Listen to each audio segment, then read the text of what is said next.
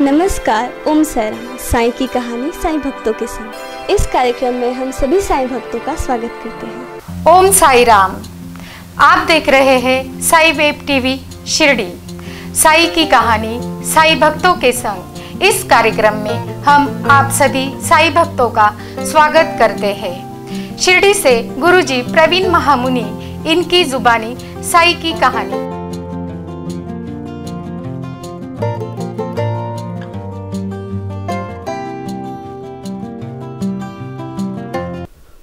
ओम साईराम। श्री सच्चिदानंद सद्गुरु साईनाथ महाराज की जय। ओम साईराम।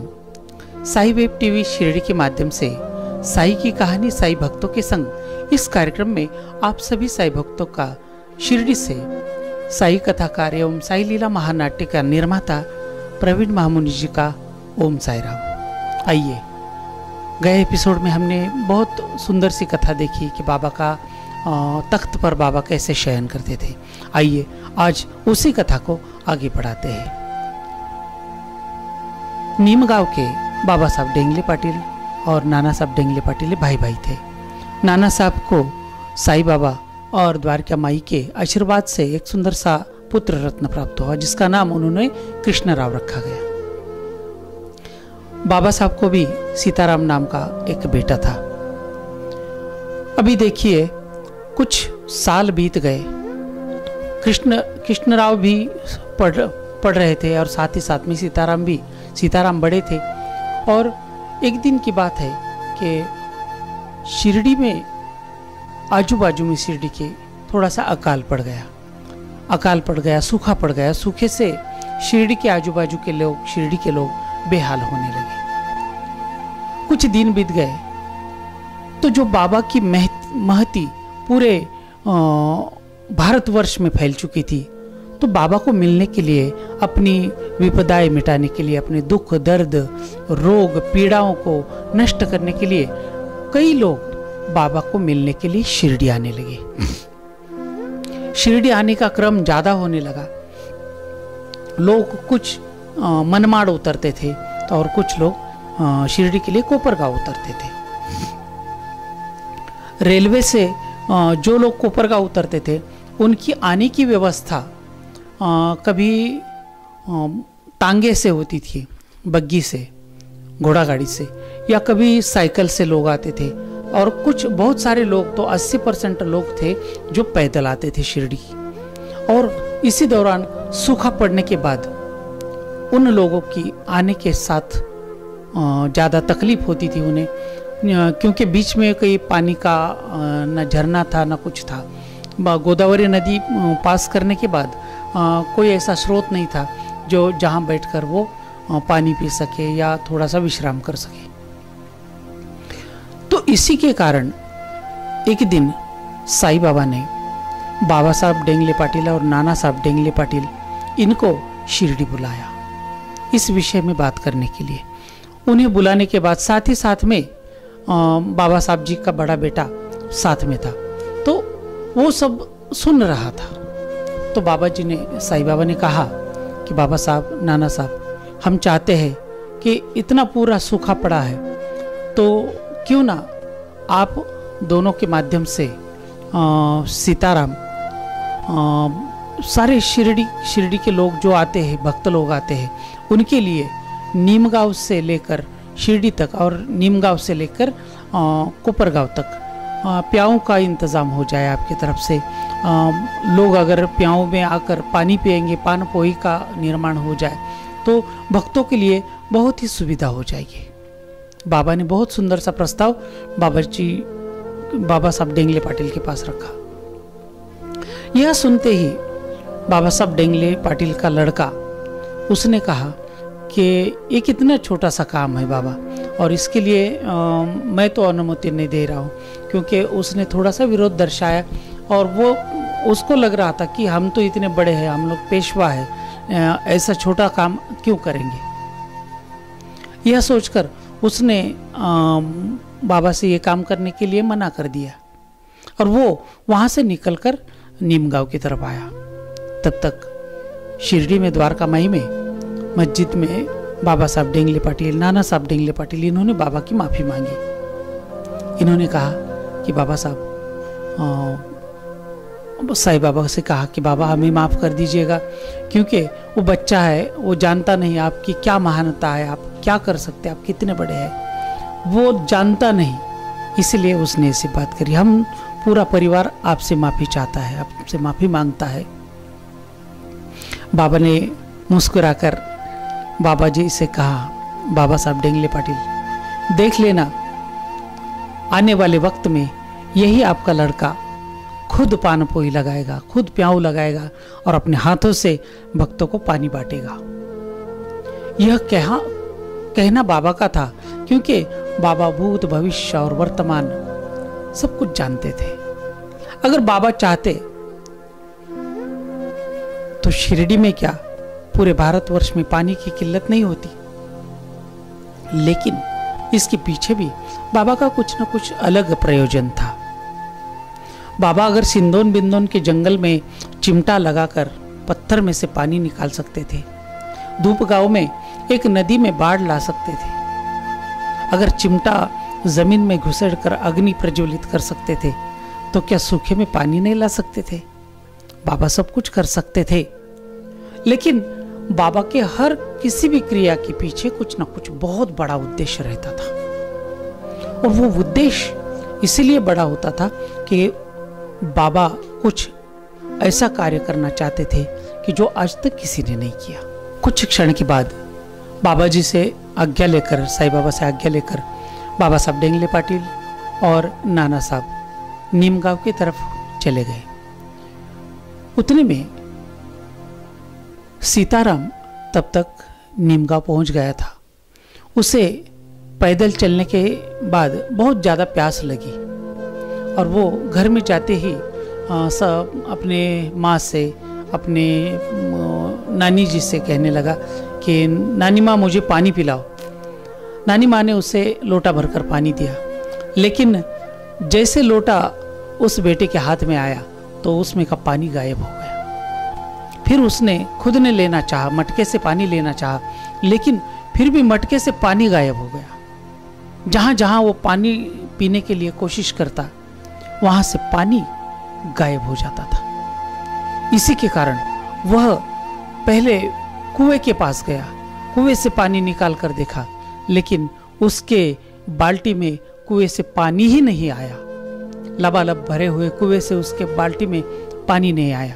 इसीलिए वो हार कर पानी पीने के चक्कर में खेत की तरफ चला गया। खेत में एक छोटी सी नहर बहती थी, जो थोड़ी थोड़ी बहने लगी थी सूखे के कारण। उसमें उसने हाथ डालकर देखा, लेकिन उस नहर से भी उसके हाथ में पानी नहीं आया। बहुत प्यास लगने के कारण उसका गला सूखने लगा, बात तक नहीं कर पा रहा था, बहुत ज़्यादा उसको तकलीफ होने लगी प्यास के कारण। तभी उसने खेत से एक नौजवान को, एक नौकर को अपने कंधे पर एक गागर, पानी की भरी हुई गागर लेकर आते हुए देखा। तुरंत ही उसने जोरदार आवाज लगाई और उस नौकर को अपने पास बुलाया। पूछा इसमें पानी है? तो वो बोला हाँ, अभी अभी पानी लेकर आया हूँ। तो उसने ऐसे हाथ कर दिया, ऐसे हाथ कर दिया और उसे कहा कि मुझे बड़ी प्यास लगी है, मैं प्यास के कारण मर रहा हूँ, अगर मुझे अभी पानी नहीं मिला तो मेरी जान जा सकती है। यह सोचा। यह बोलने के बाद उसने कहा कि हे भैया, मेरे हाथ में पानी डालो, मैं पानी पीना चाहता हूँ। तभी उस नौकर ने अपनी गागर अपने कंधे से नीचे उतारी और पानी डाला। पानी तो गागर में से गिर रहा था, लेकिन इस बेटे के हाथ में पानी नहीं गिर रहा था। कितना भी चाहे वो पानी पी नहीं सकता था। तभी वो जो धार गिर रही थी पानी की, उस गागर से जो धार गिर रही थी, उसमें देखने के बाद उस सीताराम को साक्षात साईं बाबा का दर्शन हो गया। साक्षात बाबा उसे देखकर मुस्कुरा रहे थे, अब जान गए ना पानी की कीमत क्या होती है। पानी ही जीवन है, पानी के बिना कोई भी इंसान पूरा नहीं है, पानी से अपना जीवन चलता है। ये देह नश्वर है, ये जीवन नश्वर है, पानी है तो पूरा जीवन है। यह बाबा ने कहा, तभी उसने वही बैठकर बाबा से क्षमा याचना की। हे बाबा, मुझसे बहुत बड़ी गलती हो गई, मैंने पानी की कीमत नहीं जानी। आपके अंदर का ये उदात्त भाव, ये उदात्त भावना इस नाचीज बंदे ने जाना नहीं, और आपसे गुस्सा होकर मैं चला आया। और तभी उसके हाथों में पानी गिरने लगा, वो पानी का बहाव महसूस करने लगा, और उसी बहाव में से बाबा ने तथास्तु कह दिया। तथास्तु कहने के बाद, अपने पेट भर पानी पीने के बाद, वैसे ही आंखों में पानी था और पेट में भी पानी था। बेटा दौड़कर आया और नाना साहब के पैर पड़ा, चाचा जी मुझे माफ कीजिए। बाबा साहब के पैर पड़ा, पिताजी मुझे माफ कर दीजिए, मैंने बाबा से ऐसी बात नहीं करनी चाहिए थी, अब भी का अब भी मुझे बाबा के पास लेकर चलो। उल्टे पैर बाबा साहब डेंगले पाटिल, नाना साहब डेंगले पाटिल और ये सीताराम बैलगाड़ी में बैठकर फिर से साईं बाबा को मिलने के लिए गए। उन्हें द्वारका माई के सामने देखकर बाबा मुस्कुरा कर कहने लगे, अब ध्यान में आया कि पानी का महत्व कितना होता है। जीवन में अगर पानी नहीं तो कुछ भी नहीं, जल ही जीवन है। तभी जाकर सीताराम ने बाबा के पैर पर अपना माथा रगड़ा, नाक रगड़ कर माफी मांगी, बाबा मुझसे बहुत बड़ी गलती हो गई है। तो बाबा ने नाना साहब डेंगले से कहा, नाना साहब मैंने कहा था ना कि यही आगे खुद भक्तों को पानी बांटेगा। और देखिए चमत्कार कि तभी से खुद बाबा साहब डेंगले पाटिल के बेटे ने कोपरगांव से लेकर शिरडी तक, शिरडी शिव तक प्याऊ बनाए। जगह जगह पर पानी के बड़े बड़े मटके रखे, बड़े बड़े पानी के, और खुद बैलगाड़ी में पानी के टैंक भरकर उन प्याऊ में पानी भरता चला गया। और सारे भक्तों की, जो भी बाबा के पास मिलने के लिए राहगीर आते, भक्त आते, उनकी खुद खड़ा होकर पानी देकर सेवा करने लगा। यह काम आज अनेक संस्थाएं हैं, अनेक जगह के लोग हैं, अनेक ट्रस्ट है, अनेक संस्थान है, वो पाणपोई के माध्यम से सारे भक्तों के लिए, सारे गांव वालों के लिए, आने जाने वाले लोगों के लिए पानी की व्यवस्था करते हैं। आए दिन रेलवे स्टेशन, बस अड्डा, कहीं भी हो, ये प्याऊ की व्यवस्था होती है, पाणपोई की व्यवस्था होती है। लेकिन इसकी नींव सबसे पहले 116 साल पहले साईं बाबा ने रखी थी।